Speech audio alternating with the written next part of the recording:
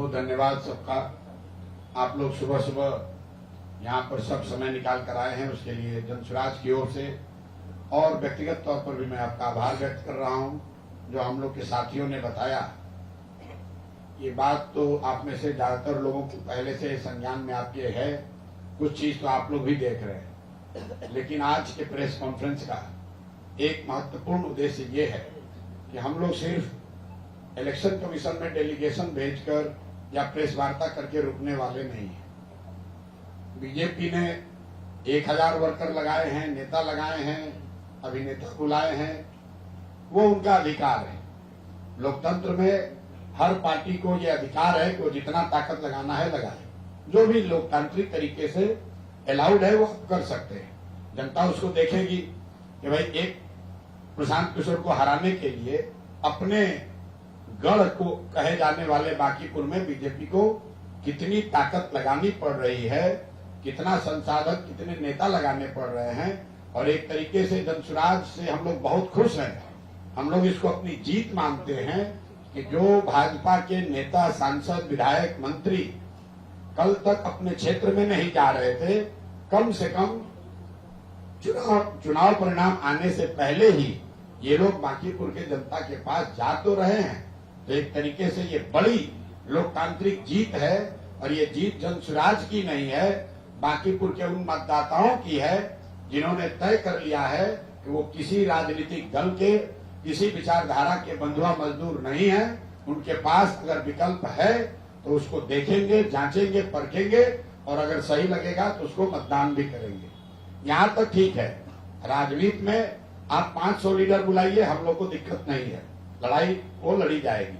दिक्कत ये हो रही है कि आप प्रशासन का इस्तेमाल सिर्फ दबाव बनाने के लिए नहीं कर रहे हैं। हम लोग ये भी जानते हैं कि जिसकी सत्ता रहती है थोड़ा बहुत वो दूसरों को परेशान करता है।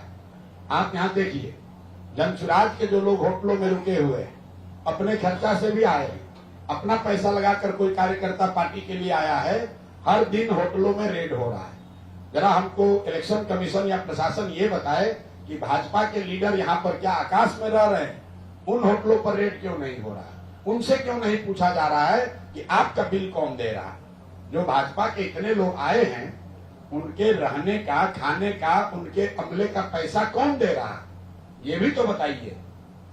लेकिन सबसे आगे जो कल घटना हुई है, पटना के डीएम ने जो ऑफिशियल ट्वीट करके ये फिर से वही घिनौना काम जो नवंबर 2025 में हुआ कि वोटरों के जागरूकता के नाम पर जो सरकार के हाफ पेड एम्प्लॉई हैं, जीविका दीदियां हैं, उनके जरिए फिर से महिलाओं तक पहुंच के उनको ये बताना कि अगर आप एनडीए को, भाजपा को वोट नहीं देंगे तो सरकारी सुविधाएं, आपका अनाज, आपका पेंशन, ये सब बंद कर दिया जाएगा।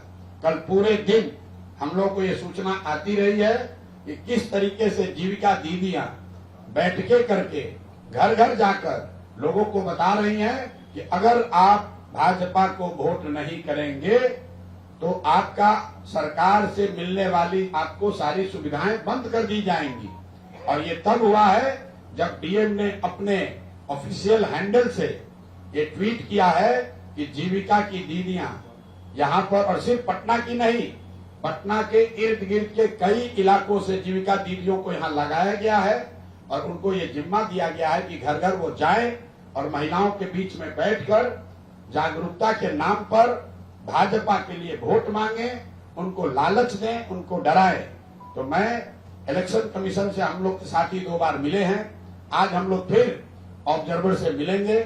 उन्होंने जहां हमारे साथियों ने जो बताया है कि कल उन्होंने कहा है कि वो बिल्कुल आश्चर्यचकित हैं, क्योंकि चुनाव में सरकारी कर्मचारी भाग ले सकते हैं, चुनाव में जनता भाग ले सकती है। अर्ध सरकारी जीविका की जो दीदियां हैं ये सरकारी कर्मचारी नहीं है और इनका चुनाव में इस तरह से भाग लेना, उनको ऑफिशियली हिस्सा बनाना, ये सरासर बेईमानी है बिहार के लोगों के साथ, लोकतंत्र के साथ और बांकीपुर के साथ। तो आज हम लोग इलेक्शन कमीशन के पास जाएंगे, उनको ये अंतिम 24 घंटे का मौका दे रहे हैं। अगर कल तक जीविका की दीदियों को पूरे इलेक्शन के प्रक्रिया से अलग नहीं किया गया तो कल हम लोग खुद पार्टी के सब लोग इंक्लूडिंग माई सेल्फ हम लोग कल इलेक्शन कमीशन के सामने धरने पर बैठेंगे।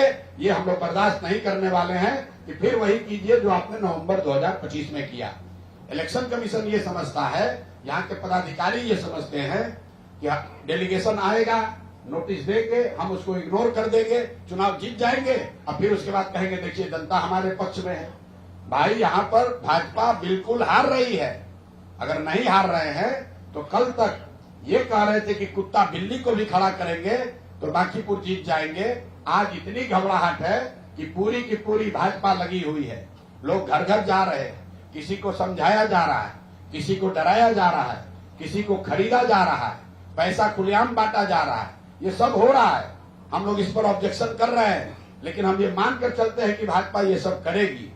लेकिन जिस तरीके से सरकारी कर्मचारियों का इस्तेमाल आप कर रहे हैं, जीविका की दीदियों को, हजारों दीदियों को लगाकर, चूंकि ये महिलाएं ये माध्यम है कई सरकारी योजनाओं को महिलाओं से कनेक्ट करने के लिए, ये जब जाकर कहती हैं कि आप वोट नहीं दीजिएगा तो आपको अनाज मिलना बंद हो जाएगा, वोट नहीं दीजिएगा तो आपको पेंशन मिलना बंद हो जाएगा, ये सरासर बेईमानी है। मैं जानता हूं कि अभी आप भाजपा वाले बोलेंगे कि ये लोग हार रहे हैं इसलिए बोल रहे हैं। भैया ऐसा है, ये हारने का नहीं, हार आप रहे हो, इसलिए हर दिन एक नया हथकंडा अपना रहे हो। जैसा रामबली जी ने बोला, पहले आपने 6000 कार्यकर्ताओं को लगाया, फिर आपने 200 एनडीए के विधायकों को लगाया, फिर सारे केंद्रीय मंत्रियों को लगाया। सबसे बात नहीं बनी तो अब अभिनेताओं को उतारा है। किसी से बात नहीं बन रही है तो अब कल आपने जीविका दीदियों को उतारा है। कल मुख्यमंत्री की बैठक हुई, कल सभा हुई है, आप लोग सब पत्रकार वहां हैं, जरा जाकर देखिए कि कितनी जीविका की महिलाएं उस बैठक में आई हुई थी। पूरे इलाके से सरकारी खर्चे पर जीविका की महिलाओं को बस में भर के बाजाबता टारगेट देकर कल सभा की गई है। यहाँ तक भी चलिए मंजूर है, आपको भीड़ दिखा रहा है, दिखाइए, बांकीपुर की जनता उसको समझेगी। लेकिन जो यहाँ के सरकारी योजनाओं की बेनिफिशियरी महिलाएं हैं, उनको जीविका के माध्यम से जो धमकी दी जा रही है, उनको परसुएट किया जा रहा है, उनको ये बताया जा रहा है कि अगर आपने भाजपा को वोट नहीं दिया तो आपको मिलने वाली सुविधाएं बंद हो जाएंगी। ये सरासर अन्याय है, गैर कानूनी है, गैर संवैधानिक है। अगर चुनाव आयोग अगले 24 घंटे में इस पर संज्ञान नहीं लेता है, माननीय डीएम महोदय, अगर वो इसको अपने ट्वीट को हटाने से नहीं होगा, उनको ऑर्डर पास करना होगा कि कोई भी जीविका से जुड़ी हुई महिला, कोई भी कर्मचारी, सिर्फ जीविका नहीं, अर्ध सरकारी कोई भी कर्मचारी चुनाव आयोग के नियम के अनुसार चुनाव का हिस्सा नहीं हो सकता है। अगर वो क्लियरिटी आज लेटर नहीं इशू होगा तो कल हम लोग चुनाव आयोग के सामने धरने पर बैठेंगे। इस चुनाव का कोई मतलब नहीं है। अगर आप वोटर को आपने 25 में खरीदा, आज आप उसको धमका रहे हैं, चूंकि आप सरकार में हैं, तो आप कह रहे हैं भैया नहीं दीजिएगा वोट, आपका योजना बंद कर देंगे, तो ये हम लोग को मंजूर नहीं है। मैंने आपको इसी के लिए आज बुलाया है। आप इस खबर को चला सकते हैं कि अगर कल अभी से लेकर कल तक 24 घंटे में सभी गैर सरकारी कर्मचारियों को संवैधानिक कानून के मुताबिक अगर उनको चुनाव की प्रक्रिया से अलग नहीं किया गया तो हम लोग कल चुनाव आयोग के सामने धरने पर बैठेंगे। चुनाव आयोग को आज इसका संज्ञान लेना ही होगा। डीएम को ऑफिशियल चिट्ठी लिखकर ये जारी करना होगा कि किसी भी हालत में गैर सरकारी और अर्ध सरकारी कर्मचारी चुनाव का हिस्सा नहीं हो सकते हैं। मेरी बात खत्म हुई। अगर आपका कोई सवाल है तो आप सवाल कर सकते हैं। बहुत बहुत धन्यवाद।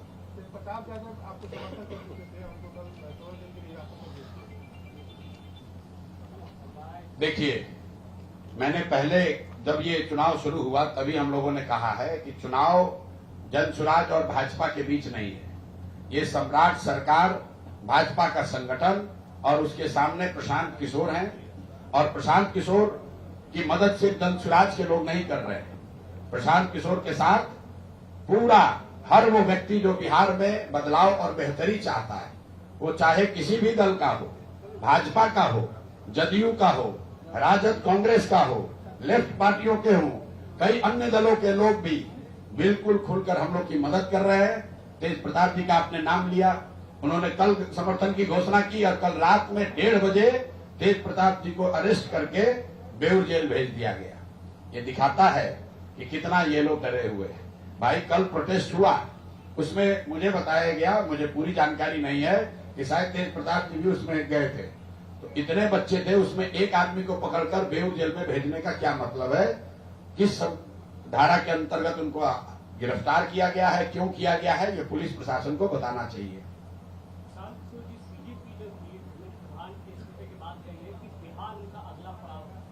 किसका?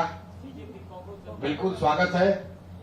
हर वो व्यक्ति जो इस सरकार के अलोकतांत्रिक व्यवहार को, उनके कामकाज पर को चुनौती देना चाहता है, हम लोग उसके साथ हैं। मैंने पहले भी कहा है, आपको भी बता दे रहा हूं, सोनम वांगचुक मेरे व्यक्तिगत मित्र हैं। जब उनको लद्दाख में आंदोलन के लिए पकड़कर, आप में से कुछ लोग ही जानते होंगे, उनको महीनों सरकार ने जोधपुर जेल में रखा है।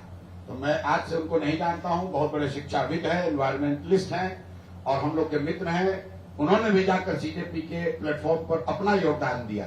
ये पार्टी की बात नहीं है। और ये कल लोगों ने देखा है कि लोग खड़े हो जाए, जनता खड़ी हो जाए, तो बड़े से बड़े सत्ता में बैठे हुए लोगों को झुकना पड़ेगा। अगर सीजेपी के लोग यहाँ आते हैं, छात्रों के साथ उनके मुद्दों से जुड़कर काम करते हैं, तो उसका हम लोग स्वागत करते हैं। ये शुरुआत है अकाउंटेबिलिटी का। Accountability that is being enforced under the pressure of people. लोगों के दबाव में जवाबदेही तय होनी शुरू हुई है। मैं हमेशा कहता हूं कि इस देश में विपक्षी पार्टी कमजोर हो सकती है, विपक्ष कमजोर नहीं हो सकता है। और जो आप और हम दिल्ली में देख रहे हैं, वो प्रोटेस्ट किसी एक सोनम वांगचुक का नहीं था। वो प्रोटेस्ट में आए हुए हजारों लोग सीजेपी का झंडा लेकर नहीं आए थे। वो सामान्य वो युवा थे जो रोज रोज हो रहे पेपर लीक से, अनएम्प्लॉयमेंट से, ध्वस्त शिक्षा व्यवस्था से परेशान थे। वो किसी एक नेता के पीछे नहीं आए थे, वो अपने और अपने साथियों के लिए, बेहतर भविष्य के लिए वो आए थे वहां पर। और उसका परिणाम देखिए कि इतनी बड़ा अपने को दुनिया का सबसे बड़ा दल बताने वाली भाजपा 3 दिन के अंदर सारी हेकड़ी हवा हो गई। धर्मेंद्र प्रधान जी को जाना पड़ा, और सिर्फ जाना ही नहीं पड़ा है, आगे देखिए, ये अभी शुरुआत है, ये रुकने वाला नहीं है। डीएम से नहीं, डीएम ने तो कल गलती ही की है। डीएम ने कल ट्वीट किया है और ये अपना आदेश जारी किया है, जिसमें उन्होंने कहा है कि जीविका की महिलाएं, जीविका दीदी चुनाव में जागरूकता के लिए काम करेंगी। उसके खिलाफ कल हम लोगों ने इलेक्शन ऑब्जर्वर को जब ये नोटिस दिया, तो वो आज मुझे दो साथियों ने बताया कि वो आश्चर्यचकित थे। तो अगर आश्चर्यचकित थे, तो हम लोग की ये उम्मीद है कि आज इलेक्शन कमीशन उस पर, उनके जो ऑब्जर्वर्स हैं, इलेक्शन कमीशन है, उसका संज्ञान लेगा और उस पर कार्रवाई करेगा। अगर कार्रवाई कल तक नहीं हुई, तो कल हम लोग इलेक्शन कमीशन में जाकर, उनके गेट पर जाके कल धरने पर मैं खुद बैठूंगा, मैं अपने साथियों के साथ। धर्मेंद्र प्रधान को कल हटाया गया, क्या आप उन्हीं की तरह दूसरा संघी को कल ले दिया है लोग रात में? मानते हैं कि शिक्षा में सुधार होगा? भैया, शिक्षा में सुधार तब तक नहीं होगा जब तक शिक्षा सरकार की प्राथमिकता का हिस्सा नहीं बनेगी। इस सरकार की प्राथमिकताओं में शिक्षा कभी रहा ही नहीं है। एक ही उनकी प्राथमिकता है कि जो शिक्षा व्यवस्था है उसमें संघ की विचारधारा से जुड़े हुए लोगों का प्रभुत्व बढ़े, उनकी भागीदारी बढ़े। तो वो एक अलग वैचारिक डिबेट है। लेकिन जो वहां पर शिक्षा मंत्री थे, उनके रहते हुए पेपर लीक हुआ है, छात्रों की मांग थी, उनको छोड़ना पड़ा है। अब जो नए साथी आए हैं, उनसे ये उम्मीद है कि जो छात्रों की अपेक्षा है, देश के लोगों की अपेक्षा है, उसके अनुरूप एक कदाचार रहित, जहां पेपर लीक न हो, नौकरियां न बिके, ऐसी शिक्षा व्यवस्था, ऐसी परीक्षा की व्यवस्था बनेगी। अब आगे क्या होता है वो देखना होगा, जब होगा उस पर टिप्पणी की जाएगी।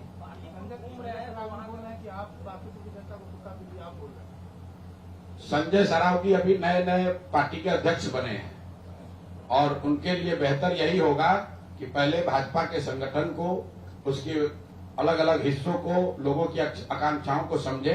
दरभंगा में जीवन भर राजनीति किए हैं और उनकी छवि वहां पर क्या है वो लोगों को पता है। मैं उस पर टीका टिप्पणी नहीं करना चाहता हूं आज के संदर्भ में। तो संजय सरावगी जी नए अध्यक्ष बने हैं। कोई भी जिम्मेवारी जब आप लेते हैं तो थोड़ा समय लगता है समझने में। तो संजय सरावगी जी को अभी थोड़ा समय लगेगा। भाजपा के भी कार्यविधि को, उनके संगठन को, संगठन की इकाइयों को समझने में उनको समय लगेगा। यही संजय सरावगी आज से 1 महीना पहले आप लोगों को कह रहे थे कि कौन प्रशांत किशोर, हमारी लड़ाई तो राजद से है।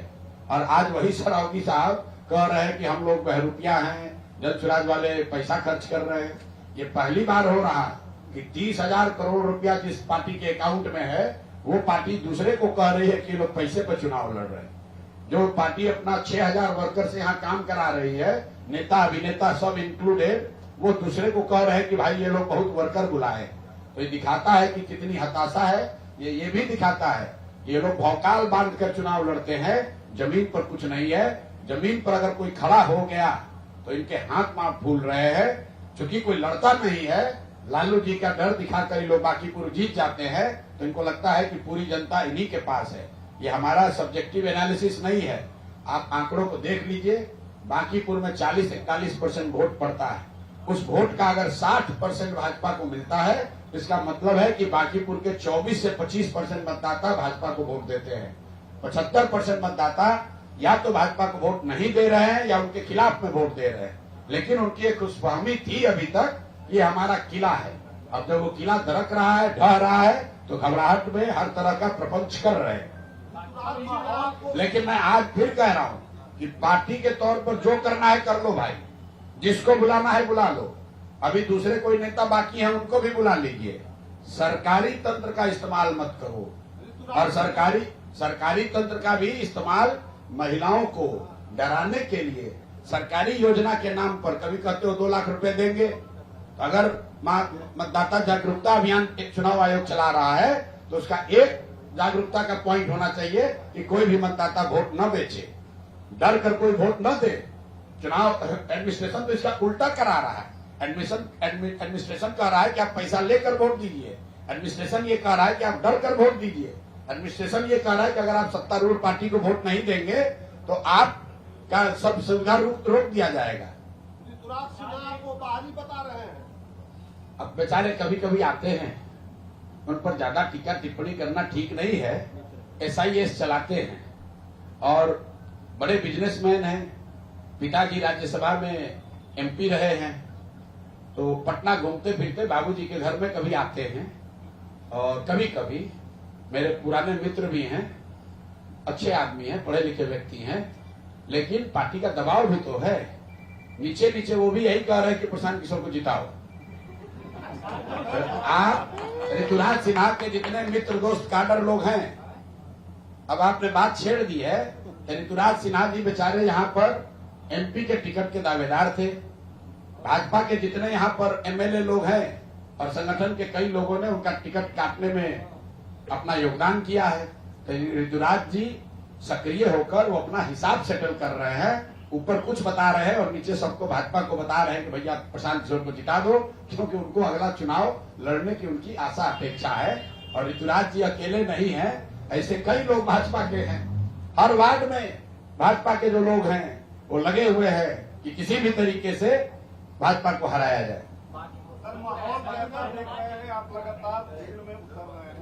जनता का क्या रुख है? जनता क्या चाह रही है? जनता का रुख क्या है, ये तो आप हमसे पूछने के बजाय भाजपा के रिस्पॉन्स से ही देख लीजिए।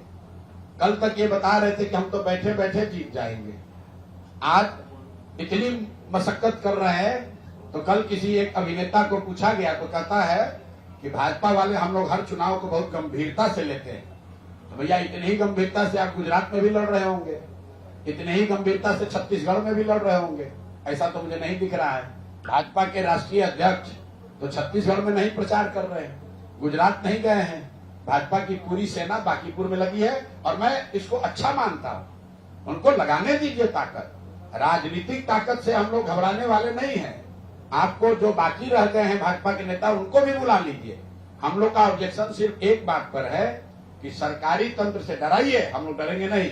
सरकारी तंत्र का इस तरह का इस्तेमाल मत कीजिए जहां हजारों सरकारी गैर सरकारी अफसरों को लगाकर आप वोटर को प्रभावित करने की कोशिश कर रहे हैं। उसको छोड़कर आप जितना भी गलत काम कर रहे हैं, होटल पर रेट डालना है डालिए, हमारा एक्सपेंडिचर का डेली जांच हो रहा है वो कराइए।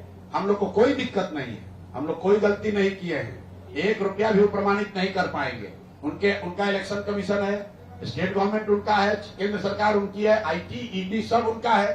अगर हम लोग गलत कर रहे हैं तो आप कार्रवाई कीजिए। वो सब राजनीतिक लड़ाई के परिधि में आता है। लेकिन जीविका दीदियों को लगाकर डीएम तो नहीं चुनाव लड़ रहे हैं ना, चुनाव भाजपा लड़ रही है। भाजपा अपने संसाधन लगाए, भाजपा अपने नेताओं को लगाए, डीएम क्यों चुनाव लड़ रहे हैं? यहाँ का पदाधिकारी क्यों चुनाव लड़ रहा है? और लोगों को धमकी क्यों दी जा रही है कि अगर आप वोट दीजिए, नहीं दीजिएगा भाजपा को तो आपका राशन कार्ड कैंसिल हो जाएगा, आपको आपका बिजली कार्ड दिया जाएगा। ये क्यों कहा जा रहा है? हम लोग ऑब्जेक्शन उस पर कर रहे हैं। भाजपा के प्रयासों से जो गैर कानूनी भी है उससे भी डरते नहीं है। उनको जितना ताकत लगाना है लगाने दीजिए। जो मोमेंटम बना है बीजेपी के खिलाफ, देश भर में जो मोमेंटम इस वक्त बना है बीजेपी के खिलाफ, अगर आप जीतते हैं तो आपको लगता है कि ये डाउनफॉल स्टार्ट है भाजपा का देश भर में? भाई देखिए, वो सब बड़ी बात हो जाएगी।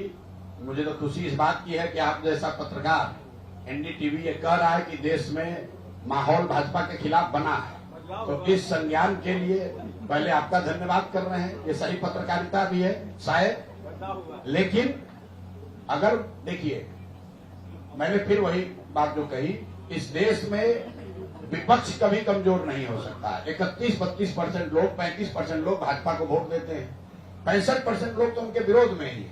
वो ठीक है, वो किसी एक पार्टी, एक नेता के पीछे नहीं है, लेकिन 65% लोग विरोध में है। और एक समय आएगा कि जब आप बहुत उनको परेशान करेंगे तो लोग सड़क पर आएंगे। उसी का एक नजारा आपको जंतर मंतर पर दिखा, कुछ हद तक पटना में भी दिख रहा है और आगे भी दिखेगा। लोग रोजगार चाहते हैं, पढ़ाई चाहते हैं, सिर्फ धर्म के नाम पर आप ये नहीं कर सकते हैं। और तब तो और नहीं कर सकते हैं जब लोगों ने देख लिया है कि जिस राम मंदिर के नाम पर आप वर्षों से वोट ले रहे हैं, उसके चढ़ावे में भी चोरी से आप बाज नहीं आ रहे।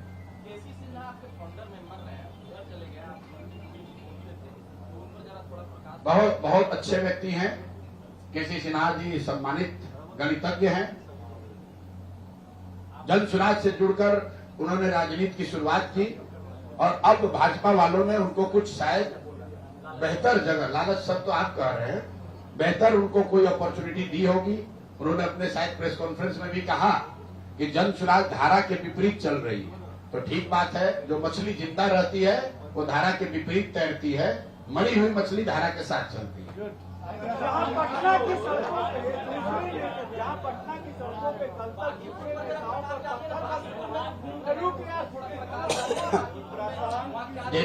जितना बांकीपुर में हम घूम रहे हैं उससे ज्यादा तो आप लोग घूम रहे हैं।